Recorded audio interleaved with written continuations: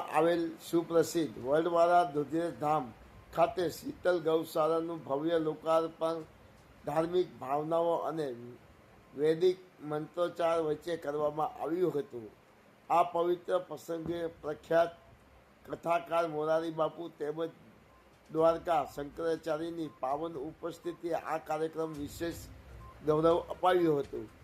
કાર્યક્રમની શરૂઆત વૈદિક મંત્રોચ્ચાર સાથે કરવામાં આવી હતી. આ અવસરે ભારતીય જનતા પાર્ટીના પ્રદેશ અધ્યક્ષ જગદીશ વિશ્વકર્મા, મહામંત્રી હિતેન્દ્રસિંહ ચૌહાણ, કૃષિ મંત્રી જીતુભાઈ વાઘાણી તેમજ મુખ્ય દંડક જગદીશભાઈ મકવાણા સહિત અનેક આગેવાનોની હાજર રહ્યા હતા. વિવિધ સંસ્થાના ગાદીપતિઓ, સંતો, મહંતો, માલધારી સમાજના અગ્રણીઓ, લાખો શ્રદ્ધાળુઓ ઉપસ્થિતિએ સમગ્ર ધામ ભક્તિમય બન્યું હતું. માયાજાળ ન્યૂઝ ચેનલ